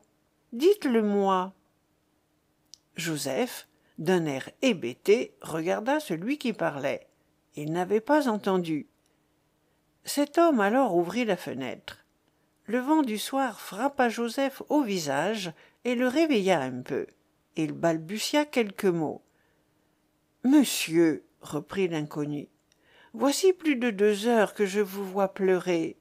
Votre douleur me navre, elle doit être immense. Je ne vous ai rien dit tant qu'il y avait du monde, mais nous sommes seuls à présent, et, je vous en prie, dites-moi la cause de votre chagrin. Si je puis quelque chose pour vous consoler, je le ferai. Si je n'y puis rien, je vous plaindrai de tout mon cœur, et vous ne serez pas seul. » Ces paroles allèrent au cœur de Joseph. Il prit la main qu'on lui tendait, et ses sanglots éclatèrent. Quand il fut un peu plus calme, il consentit à raconter son histoire. « Vous avez raison, » lui dit après l'avoir entendu son nouvel ami. « Vous ne pouvez plus habiter chez votre femme, mais vous ne pouvez pas abandonner vos enfants. Il faut vous mettre en état de veiller sur eux. Je suis négociant à Paris, rue du Mail, où j'ai une maison de gros considérable. Il me faut un homme de confiance. Vous viendrez chez moi. Vous serez vite au fait de mes affaires, qui ne sont point embrouillées. Un homme de cœur est toujours un honnête homme. Je m'estime très heureux de vous avoir rencontré. » Au bout de quelques jours, Marie comprit enfin que Joseph l'avait abandonnée. Elle avait d'abord été désolée du chagrin qu'elle venait de lui causer, inquiète jusqu'à le chercher elle-même, au hasard et follement. Elle avait eu le courage de visiter la morgue. Elle s'était adressée à la police en pleurant. Mais enfin, persuadée par toutes les probabilités, et surtout par son amant, que Joseph l'avait simplement abandonnée, sans explication, elle se crut le droit de lui en vouloir. Se retranchant dans ce peu qui lui manquait pour être la maîtresse du vicomte, elle accusa Joseph d'injustice envers elle, et de plus d'orgueil que d'affection. Elle souffrit que M. de Villegarde l'assurât que désormais elle était libre, et quand, plein d'irritation et presque découragé des refus de la jeune femme, il fut malade et garda la chambre pendant 3 jours, folle d'exaltation et d'inquiétude, elle crut qu'il allait mourir, et lui céda. Marie croyait trouver dans l'amour de cet homme des délices inconnues aux autres amants.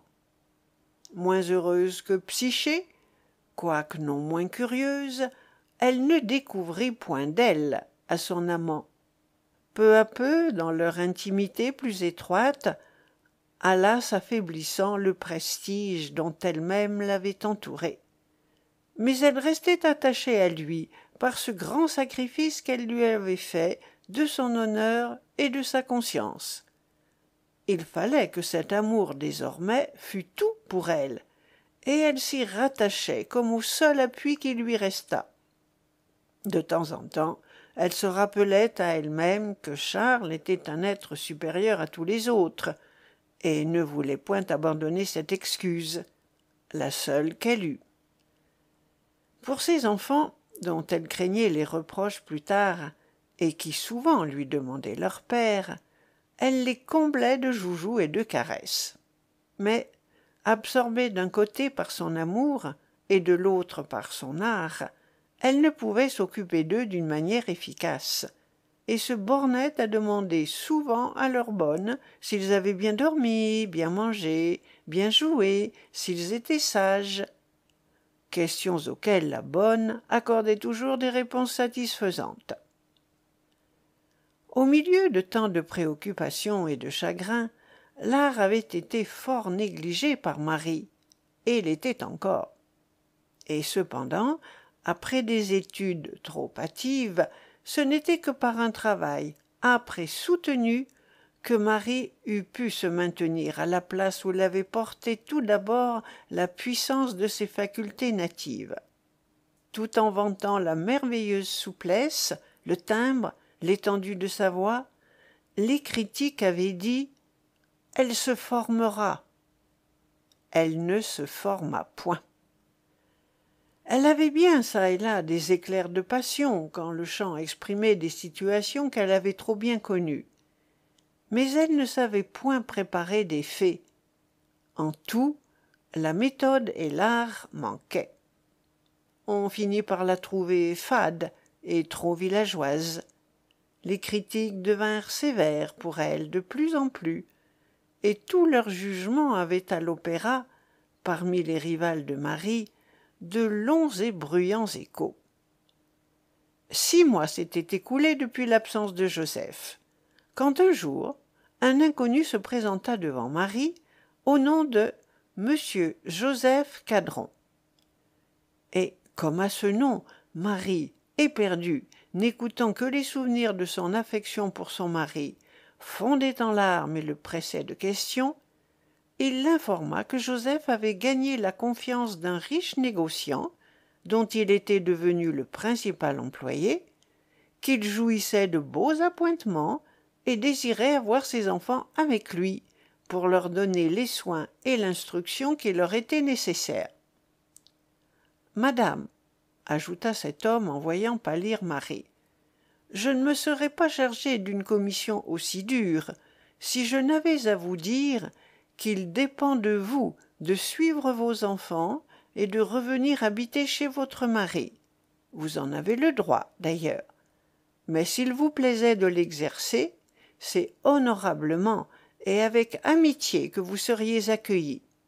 Seulement, je n'ai pas besoin de vous dire, madame, que toute relation avec une personne justement antipathique à votre mari devrait en même temps être rompue. »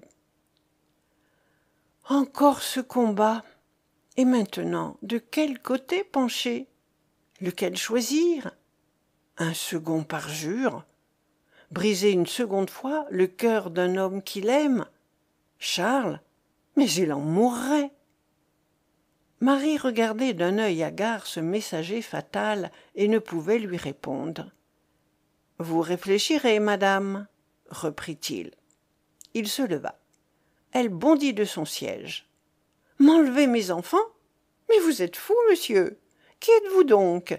Est-ce que je vous connais ?»« C'est juste, » dit-il. « Je suis le médecin et l'ami de monsieur Cadron. Je l'ai soigné dans une grave maladie qu'il fit il y a 6 mois. Il m'a prié dernièrement de vérifier l'état de santé de ses enfants, journellement abandonnés par leur bonne aux Tuileries.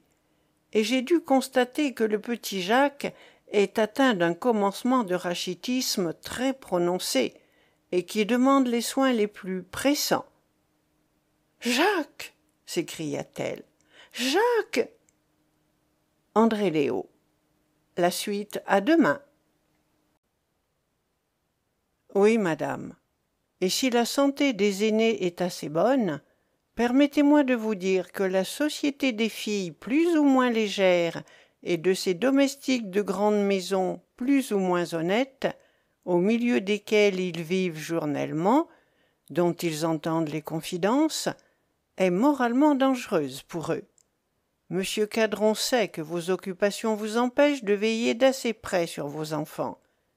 Il croit pouvoir s'acquitter mieux de cette tâche et l'essaiera. « Monsieur, s'écria Marie, indiquez-moi les soins que je dois donner à Jacques, il les aura, et vous pourrez venir vous en convaincre vous-même. Je chasserai cette fille qui ne remplit pas son devoir près d'eux. Mais, monsieur, on n'enlève pas des enfants à leur mère comme cela. Ils sont à moi, il faut que je les voie. »« Quand vous voudrez, madame. Voici l'adresse de monsieur Joseph Cadron. » Marie prit le papier que lui tendait cet homme. Mais elle suivait ses pas, bien résolue à lui disputer les enfants. Quand, devinant sa pensée, il lui dit avec compassion « Vos enfants sont déjà chez leur père, madame. Il a pu les emmener facilement, à l'insu de leur bonne, qui les quittait chaque jour. Calmez-vous. N'oubliez pas que vous pouvez les venir voir toutes les fois qu'il vous plaira. » Sans répondre aux larmes et aux prières de la jeune femme, autrement qu'en lui répétant ces derniers mots, il partit, la laissant désespérée. « J'étais déjà une mauvaise épouse, s'écriait-elle en se tordant les mains. Me voilà une mauvaise mère, une mauvaise mère. Et elle parcourait la chambre en appelant ses enfants. 20 fois elle faillit partir pour les aller voir. Mais le cœur lui manquait à l'idée de se trouver en présence de Joseph. S'il eût été brutal et colère, elle l'aurait bravé sans peur. Mais la vraie dignité de cet homme, sa justice et sa bonté l'écrasaient de honte. Quant à sacrifier son amant, elle ne le pouvait. Les liens qui l'attachaient à lui subsistaient encore dans toute leur force, avec les illusions qui les avaient formées.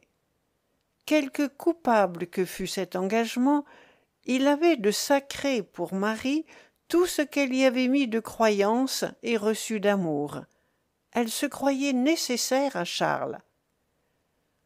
Aussi fut-elle douloureusement frappée quand il lui dit « Abandonne-moi, tu feras mieux, je te cause trop de chagrin. » Elle n'eût pas même voulu que cette idée lui pût venir, mais elle se dit ensuite que c'était un sublime sacrifice qu'il voulait faire, et ne l'en trouva que plus grand.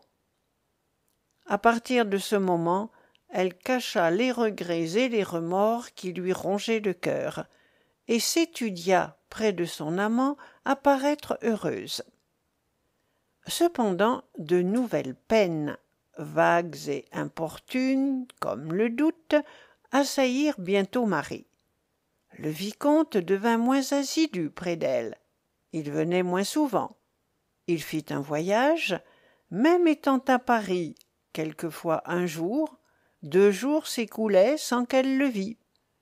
Il donnait pour cela de très bonnes raisons, mais comme elle se répétait sans cesse, l'idée vint à Marie que ce pouvaient être des prétextes, et à partir de ce moment, elle n'eut plus de repos. La persuasion seule que cet amour était irrésistible et devait être éternel l'avait poussée à sa faute et la soutenait dans ses remords. Mais si Charles était capable de ne plus l'aimer, elle n'avait plus de justification. Tout élément de bonheur s'effaçait de sa vie. Tout lui manquait. Ce doute lui était insupportable. Il devint plus vif chaque jour, et bientôt elle passa le temps des absences de Charles à l'accuser et à pleurer. Il la rassurait ensuite, mais ces alternatives d'espoir et de souffrance absorbaient toute l'âme de Marie, détruisaient sa fraîcheur et altéraient sa voix. La femme, de plus en plus, détruisait la cantatrice. elle s'aperçut que le public devenait froid pour elle, et elle n'eut pas la force de réagir.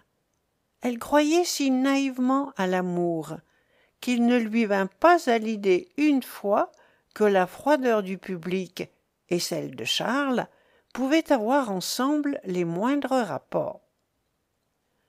Un de ces événements qui passionnent tout l'opéra, qui la touchait plus directement que tout autre, ne l'émut, au milieu de ses chagrins, que d'une manière très secondaire. C'était le début d'une cantatrice italienne, dont, à l'avance, on disait des merveilles, et qui sembla devoir les réaliser. Marie avait besoin d'amour bien plus que de gloire. Elle devenait de moins en moins ambitieuse, et il y avait longtemps que toutes ces beautés du luxe qui l'avaient tant éblouie, qu'elle avait tant désirée, ne la touchaient plus. Elle avait cru ensuite que l'amour d'un homme tel que le vicomte devait être le bonheur même et la plus douce gloire. Elle vivait dans les larmes pourtant avec cela. Les 2 ans que comprenait l'engagement de Marie allaient expirer. Le directeur la fit appeler un jour et, après quelques circonlocutions, lui offrit un nouvel engagement à moitié prix. Comme elle se récriait, « Ma chère enfant, lui dit-il, vous aviez devant vous un bel avenir, vous l'avez dédaigné. Ce n'est pas ma faute, je vous l'avais dit.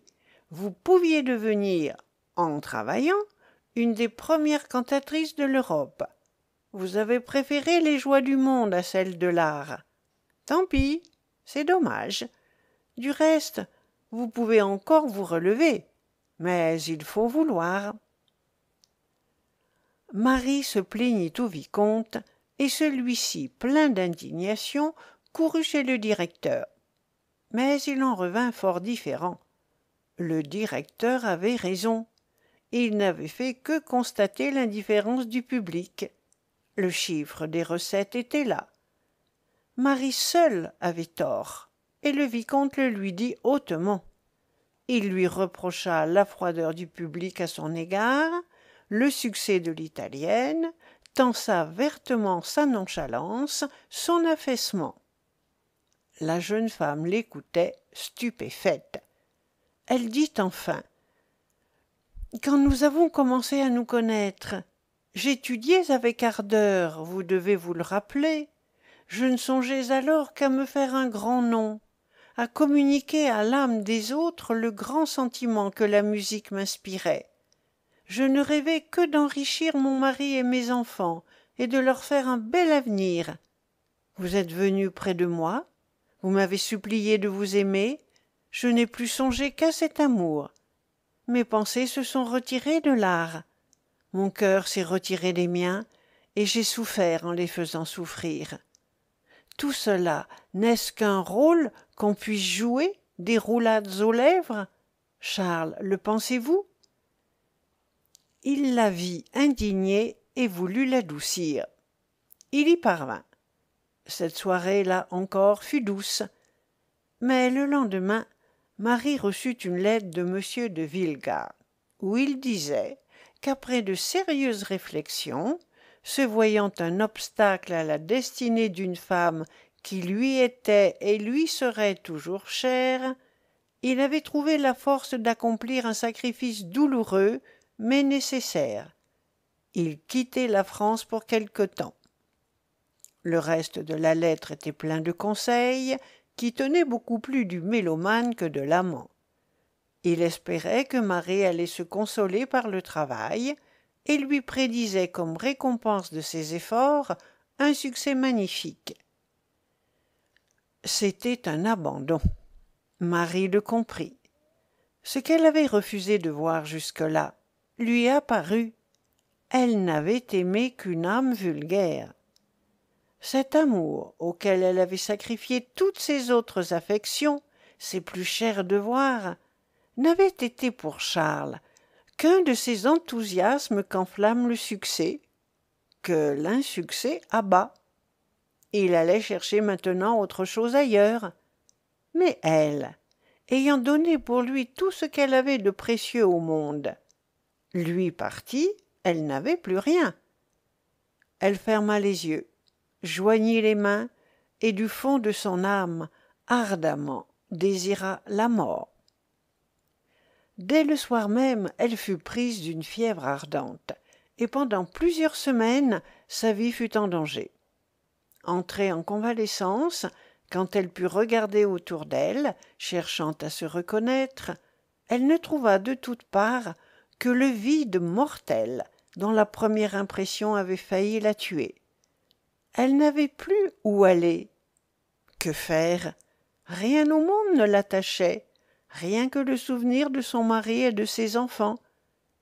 Mais cela n'était qu'une plaie douloureuse, non point un espoir. Ils avaient le droit de la repousser.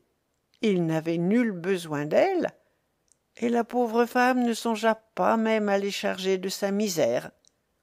Elle resta où elle était, se demandant 1000 fois par jour pourquoi elle n'était pas morte et comment il se faisait qu'on pût vivre ainsi. Vivre pour son art, elle n'en trouvait pas la force. Il eût fallu s'aimer soi-même, et elle ne s'aimait plus. Ou beaucoup les autres pour désirer leur donner, au prix de grands travaux, quelques jouissances.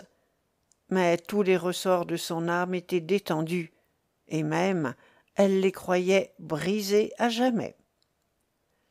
Elle sentait avec étonnement ses forces physiques se ranimer, et s'indignait de voir la jeunesse en elle plus forte qu'elle-même. Bientôt elle put sortir en voiture, grâce au doux soleil de mai. Puis, selon les conseils du médecin, descendre et marcher un peu. Mais, dans ce demi-jour charmant, plein d'ombres aériennes et de losanges lumineux que fait, dans les allées couvertes du bois, les jeux du soleil et des feuilles nouvelles, malgré l'air amical et de connaissance que prenaient à son passage les petites fleurs, Marie ne promenait avec elle, partout, qu'un lourd ennui ou des pensées amères. Une fois que, cédant à la fatigue, elle s'était assise au bord d'une allée, ses yeux se fixèrent sur une de ces primes verts jaunes à plusieurs fleurons appelés coucou. Elle y porta la main pour l'accueillir, puis la retira, comme si elle n'osait, et se mit à fondre en larmes. C'étaient de ces coucous, chaque printemps, que se couvrait le gazon autour de la cabane, et souvent, les mettant à cheval sur un fil, elle en avait fait des pelotes que les enfants, avec des cris de joie, jetaient en l'air. Cette cabane, le creux planté de grands arbres qui est derrière et qu'ils appelaient le vallon, le champ qui l'entourait, tout ce tableau de son heureuse misère se présentait à elle souvent, et c'était le seul coin de fraîcheur qu'elle eût dans l'âme. Bientôt un autre souvenir vint s'y joindre, celui de la promenade sur les fortifications, le jour où elle et Joseph se fiancèrent. Tous les détails de cette journée s'imprimaient en elle de plus en plus, et souvent, quand, affaissée dans son fauteuil, la tête penchée sur sa poitrine, elle semblait sommeiller, elle était seulement occupée à revoir ces doux tableaux, dans lesquels elle se voyait telle qu'autrefois, avec ce Joseph si bon, si courageux, si franc, si digne d'être aimé. André Léo, la suite à demain. Les désirs de Marinette. Après 3 mois de séjour en Italie, le vicomte de Villegarde était de retour à Paris.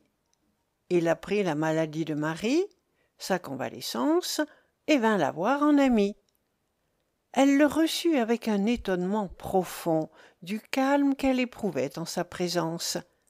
Calme si vrai qu'il en fut piqué, et le laissa voir. Mais elle répondit simplement « Je ne vous aime plus ». Un jour, qu'assise dans un fauteuil, seule au salon, Marie s'absorbait en des rêves pénibles, le doux mirage qui la visitait souvent lui revint sous les yeux plus distinct que jamais. C'étaient les grandes roues des carrières se détachant immobiles sur le ciel, les hauteurs d'Arcueil et leurs ormeaux qui dentelaient l'horizon, Gentilly aux maisons encadrées de feuillage, Bicêtre, puis de l'autre côté le grand Paris avec ses monuments, ses milliers de toits et ses fumées. Mais ce qu'elle voyait le mieux, c'était là, presque à ses pieds, Joseph, le jeune ouvrier, dont les yeux, en ce moment, lui disaient des choses plus belles, plus ardentes et plus sincères que tout ce que depuis... Hélas, où va-t-elle? Non, elle veut rester là sur ce tapis de verdure, semé de fleurs, avec Joseph, qui l'aime et le lui dit timidement et de si grand cœur. Tout est promesse, espoir et bonheur autour d'eux. Tout chante, les oiseaux, les cloches, les insectes, les fleurs sourient. Quelque chose de grand qui est en elle et partout lui dit « Aime ». Et elle presse la main de son fiancé, dont le front rayonne. Oh, comme elle est heureuse, et se sent aimée en le voyant si heureux. Elle a le cœur plein de choses divines. Elle croit en l'amour, en Joseph, en elle-même. Elle s'arrêta, fit un grand soupir, et sa main, se posant sur la table à côté d'elle, saisit machinalement un petit calendrier qu'elle serra fortement, comme pour résister mieux à la souffrance qui à cet instant lui mordait le cœur. Puis elle lâcha cet objet, et s'accoudant sur la table, appuya sa tête sur sa main. Ses yeux alors, tombant sur le calendrier, un chiffre, un seul, comme si les caractères de ce chiffre eussent été plus gros que les autres, ou qu'elle ne pût distinguer que celui-là, frappa sa vue. 20. D'abord elle répéta ce chiffre sans y joindre aucune idée. Elle vit ensuite en haut le nom du mois et se dit 20 juin. Mais elle ne savait trop encore ce que cette date était pour elle. C'était comme une personne qu'on reconnaît déjà, mais dont on cherche en vain le nom. Tout à coup elle se rappela que c'était à la fois l'anniversaire de Joseph et celui de leur fiançailles. Hélas, que lui voulait maintenant ce jour? Marie tourna les yeux du côté de la fenêtre. Le soleil entrait à flots. C'était bien l'été. Mais dans quel mois se trouvait-on? Elle ne le savait pas même, ne s'inquiétant plus de rien. Elle sonna. « Quel quantième avons-nous, Lucette ?»« Madame, ce doit être le 19. Oui, le 19 juin. » Marie eut un tressaillement. Il lui sembla que ce bienheureux jour lui-même était venu dire « J'arrive, me voilà !» Le lendemain, à 11 heures, elle montait en voiture seule et disait au cocher « À la porte d'Arcueil ». C'était le premier désir qu'elle eût eu depuis longtemps. Elle était impatiente d'arriver et se sentait plus forte qu'à l'ordinaire. Sur la route, le soleil était ardent, l'ombre épaisse, le ciel souriant, les hommes joyeux. Quelques pas avant d'arriver, Marie fit arrêter la voiture et descendit. À l'aspect de cette nature aussi sereine, de cette verdure aussi fraîche, de ce jour aussi beau que le jour d'autrefois, elle éprouva une émotion étrange. C'était bien le 20 juin. C'était bien ce jour. Mais elle, on ne l'aurait plus reconnue, et surtout elle-même ne se reconnaissait plus. La Marinette d'il y a 10 ans avait l'âme aussi claire que ce beau jour. Elle se trouvait en harmonie avec toutes ces choses. Elle était bien plus changée par ses fautes qu'elle ne l'eût été par de longs malheurs. Le malheur passe sur l'homme. La faute reste en lui, et de toutes les épreuves, c'est la plus profonde. Elle montait, s'approchant du pylône, à l'ombre duquel, autrefois, il s'était assis. L'ombre était à la même place, et dans cette ombre, un cri faillit lui échapper. 4 personnes, assises sur l'herbe, prenaient un repas. Marie eut une hallucination. Elle revit la mère Cadron, la voisine, elle-même et Joseph. C'étaient bien eux. Elle se remit cependant, passa la main sur ses yeux et de nouveau regarda. Cette fois, elle vit 3 enfants, dont les chapeaux couvraient le visage, et un homme, que les yeux de la jeune femme, éblouis par le soleil, ne purent distinguer que vaguement. Fâchée de n'être point seule dans ce lieu, elle s'éloignait, quand une voix argentine vint la frapper au cœur. « Auguste !» disait la petite fille. « Oh mon Dieu ! C'était Marion qui parlait à son frère. C'étaient les enfants. Et Joseph, sans doute. Ils étaient là. C'étaient eux, à quelques pas d'elle. Et il y avait si longtemps qu'elle les avait embrassés. » Elle voulut courir à eux, mais elle s'arrêta. Son cœur la poussait dans leurs bras, la honte en arrière. Dans ce combat, ses forces fléchirent, elle s'évanouit. Quand elle reprit connaissance, elle était dans les bras de Joseph qui pleurait. Le petit Jacques aussi pleurait, tout en riant, et frappant ses petites mains l'une dans l'autre, il criait « Maman, maman, la voilà !» Les 2 plus grands, bien qu'émus aussi, restaient silencieux, gênés sans doute par ce qu'ils démêlaient d'étrange et de mystérieux dans tout cela. « Puisque tu es venu ici aujourd'hui, c'est que tu nous aimes encore, » dit Joseph à demi-voix. « Tu pourras me pardonner ?» lui demanda-t-elle. « Oui, Marinette, je te connais. Tu as dû beaucoup souffrir, et si tu nous reviens, c'est que tu es guérie. Je suis bien heureux. Je n'ai pas cessé de t'aimer, moi. Pardon, c'est le dernier reproche, et tu verras bien. » Ils restèrent dans ce lieu toute la journée, et tandis que les enfants jouaient et couraient dans l'herbe, un peu plus bas, assis à la même place où pour la première fois ils s'étaient dit leur amour, ils eurent une longue conversation, plus d'une fois interrompue par des larmes. Le soir, Marie emmena le petit Jacques, et quelques jours après, elle vendait tout son mobilier, car elle avait voulu renoncer à l'opéra, et Joseph lui faisait préparer une chambre rue du Mail. Ils perdirent à cela une grande fortune peut-être, mais ils ne la regrettent pas. La figure de Joseph a repris son air de joyeuse franchise et de belle humeur. Marie se consacre à l'éducation de ses enfants et s'instruit avec eux. Elle est maintenant un peu sérieuse, mais douce et d'humeur égale, et semble n'avoir plus d'autre désir que le bonheur de Joseph et la moralité de leurs enfants. Fin. André Léo.